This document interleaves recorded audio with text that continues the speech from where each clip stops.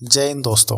मेरा नाम है अनुराग पांडे और आप मेरा यूट्यूब चैनल देख रहे हैं चाणक्य बुकलेट। दोस्तों, आज की इस वीडियो में एक मज़ेदार टॉपिक सा लाया हूँ। ये भी एक इंटरनेशनल अफेयर के हवाले से टॉपिक है। हमारे जो करंट अफेयर्स चल रहे हैं उसमें आपको कुछ पता होगा कि यहाँ पे एक समिट होने वाला है, एक गैदरिंग होने वाली है UNGA की, एक अमेरिका में। और इसके हवाले से बहुत सारी खिचड़ियाँ पक रही हैं। मैंने एक पहले वीडियो भी अपलोड किया है खालिस्तान के इशू पे, जो कि इशू उसी अमेरिका में ही जाके रेज हुआ है। तो एक जयशंकर, हमारे जो विदेश मंत्रालय हैं, जो फॉरेन मिनिस्टर हैं, उनका एक बड़ा मज़ेदार सा एक रिस्पांस गया है अमेरिका को, अमेरिकन एस्टेब्लिशमेंट को, या अमेरिकन जो डिसीजन मेकर्स हैं, स्टेक होल्डर्स, उनको एक बड़ा स्ट्रॉन्ग सा मैसेज गया इस स्टेटमेंट से। हम लोगों ने देखा है कि कुछ दिन पहले जो राहुल गांधी का जो बयान है, जो इंडिया में, उन्होंने तो अपनी तरफ से एक पॉलिटिकल मूव खेलने की कोशिश की है, एक पॉलिटिकल अटेम्प्ट की है जिनसे उनको पॉलिटिकली काफ़ी ज़्यादा बेनिफिट हो सके, लेकिन वो कुछ उल्टा ही हो गया और उसको बहुत ज़्यादा खालिस्तानी अपने पर्सपेक्टिव से ले गए हैं। अब मैं यहाँ पे मैंने हमेशा से ये बात कही है कि मैं किसी भी पॉलिटिकल पार्टी के अगेंस्ट या उसकी सपोर्ट में कभी भी शो नहीं करूंगा। मैं एक फैक्ट एंड फिगर आपके सामने रखूंगा, डिसीजन आपने खुद करना है। कमेंट बॉक्स में आप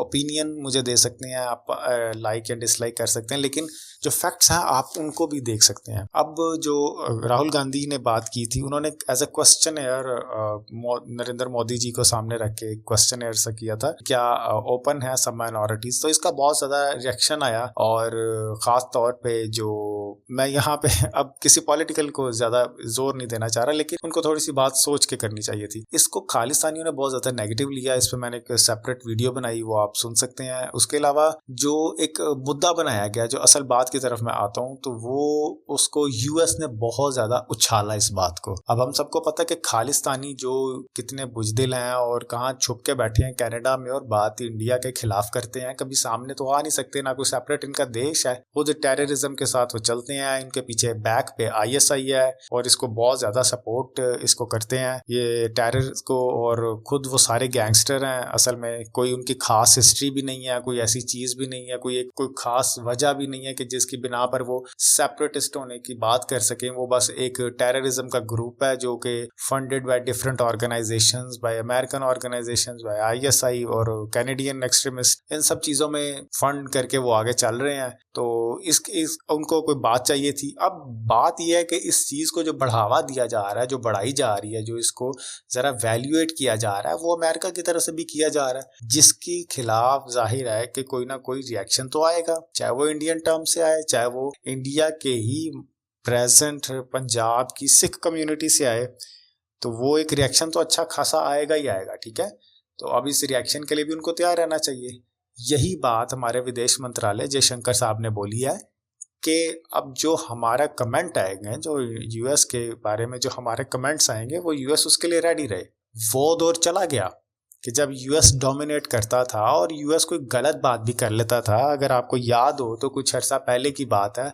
अब ये कोई पॉलिटिकल कमेंट मैं नहीं कर रहा, बार बार ये बात से आप इसको एज्यूम ना कर लीजिएगा, लेकिन US बहुत ज़्यादा इंटरफेयर करता था। और जो मुंबई अटैक्स थे उसमें भी बहुत ज़्यादा US ने इंटरफेयर किया था नेगेटिवली। मैं ओपनली इसको कह रहा हूँ, खुल के पाकिस्तान के जो टेररिस्ट थे उनको भी इसने इतना ज़्यादा मतलब अपोज नहीं किया। एक तो टेररिस्ट ऐसा था जिसके पास US की नेशनैलिटी भी थी, डेविड एटले, वो मुंबई अटैक्स में इन्वॉल्व था।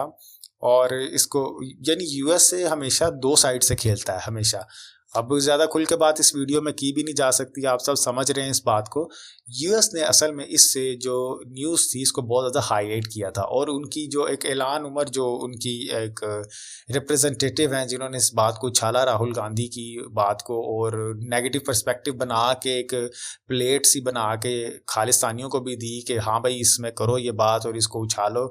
उनका खुद भी जो कैरियर है, जो आप जानते हैं, वो जिस तरह की लॉबिंग करती हैं साउथ एशियन कंट्रीज़ के खिलाफ, इवन पाकिस्तान भी उनसे ज़्यादा कोई खुश नहीं है। और पाकिस्तान तो वैसे ही किसी से खुश नहीं है ज़्यादा, लेकिन पाकिस्तान भी इस चीज़ को काफ़ी ज़्यादा अपोज करता है। अब वो लॉबिस्ट हैं साउथ एशियन कंट्रीज़ की, बहुत ज़्यादा साजिशें। अब लॉबिस्ट को बेसिक वर्ड साजिश का ही कहेंगे कि इसके खिलाफ साजिश कर दी, इस कंट्री के खिलाफ साजिश कर दी।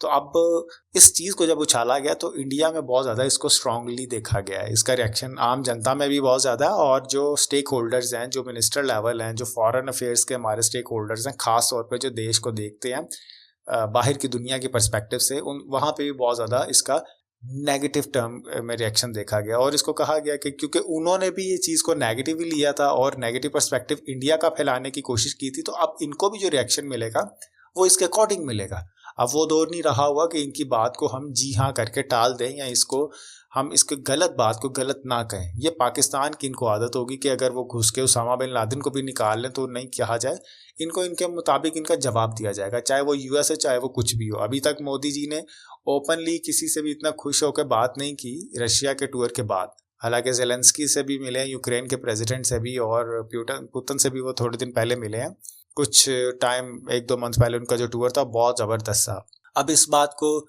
इनको ये चिंता हो रही है कि अमेरिका से जो डोमिनेंसी है वो छीनी जा रही है। जो यूरोप का जो यूएस डॉलर का एक प्रॉपर होल्ड था पूरे वर्ल्ड पे, वो अब इनको नज़र आ रहा है कि इनके हाथ से गुजर रहा है, क्योंकि ब्रिक्स अपनी जो करेंसी लॉन्च कर रहा है वो उसमें यूएसए को बड़ी तकलीफ है।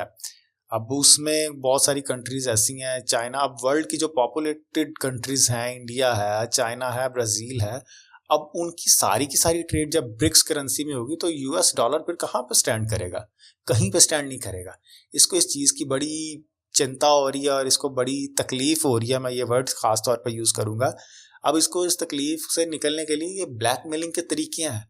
अब इंडिया पे वो डायरेक्टली अटैक तो कर नहीं सकता, इतनी तो अब वो ये पाकिस्तान थोड़ी है, या इतना वो तो नहीं हो सकता कि इंडिया को डायरेक्टली कोई बात कहे। हाँ, वो तरीके से वो अपना गुस्सा ज़रूर जाहिर कर रहा है, चाहे वो किसी लॉबिस्ट के ज़रिए कर रहा है, चाहे वो कुछ भी कर रहा है, तो इसका जवाब भी वो इसको मिलेगा, चाहे जो मर्जी हो। अब इंडिया बहुत अच्छी तरह अपने पैरों पे खड़ा हो गया और बेहतरीन इकॉनमी, दुनिया की दूसरी तीसरी बेहतरीन इकॉनमी में जल्द से जल्द शुमार किया जाएगा। अब इन सब बातों के बावजूद जो यूएस को इंडिया की तरक्की है वो अच्छी नहीं लग रही। ये सारी बातें यूएस हसद करता है, बहुत ज़्यादा जेलस करता है। तो अब इस चीज़ का रिएक्शन ज़रूर आएगा। जो भी यूएस कर रहा है इंडिया के खिलाफ, चाहे वो खालिस्तानियों को सपोर्ट कर रहा है, चाहे वो कुछ भी कर रहा है, इसका रिएक्शन ज़रूर आएगा इंडिया के खिलाफ। तो इन्होंने ये बताया है जयशंकर साहब ने कि हमारे कमेंट्स के लिए रेडी रहो। मतलब अब यूएस को यानी इनडायरेक्टली ये भी कहा गया कि हमारे जवाब के लिए, वो जो जवाब जो आप जिस तरह उछाल रहे हैं, अब इसको उस तरह नहीं देखा जाएगा कि खामोशी से या बर्दाश्त कर लिया, नहीं। इसके लिए आपने अब रेडी रहना और आपको आपके मुताबिक जवाब दिया जाएगा। अभी हमने ब्रिक्स की करेंसी लॉन्च नहीं की, अभी हम सिर्फ उसका मेंबर हैं और इस बात को सोच रहे हैं।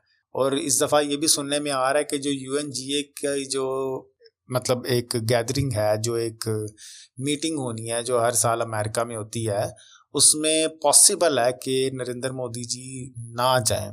पॉसिबल है कि इंडिया के विदेश मंत्रालय जाके इंडिया को रिप्रेजेंट करें, लेकिन इसका कोई कंफर्म अभी तक नहीं कहा गया। लेकिन उनको इन चीज़ का आइडिया हो रहा है कि नरेंद्र मोदी जी ने काफ़ी अरसे से इंडिया जो अमेरिका से एक हल्की सी कोल्ड वॉर का एक परसेप्शन रखा हुआ है, तो वो चल रहा है ऐसा कुछ, और इनको ये चीज़ बहुत ज़्यादा बुरी लग रही है और दिल में खुन्नस रखे बैठे हैं, जिसकी वजह से इनको ये चीज़ें कुछ अरसे बाद ऐसे करते रहते हैं जैसे इंडिया को कुछ डिसहार्ट फील हो और कुछ ऐसा हो कि इंडिया को एहसास हो कि हाँ भाई हमें यूएस के पास वापस जाना चाहिए। लेकिन ऐसा कुछ भी होने वाला नहीं है। अब इंडिया ये वाला इंडिया नहीं रहा, ये बहुत ज़्यादा डेवलप हो चुका है और अपने पाँव पे अच्छे से खड़ा हो चुका है। और बहुत सारी ऐसी जॉब्स हैं जो कि यूएस में इंडियंस कर रहे हैं, वो डोमिनेंसी वाली जॉब है, वो जॉब नहीं है, वो असल में बिजनेस कर रहे हैं, और ये एक बहुत बड़ी सक्सेस है इंडिया। उम्मीद करता हूँ आपको वीडियो पसंद आई होगी। लाइक करें, सब्सक्राइब करें और दोस्तों के साथ शेयर करें। Have a nice day.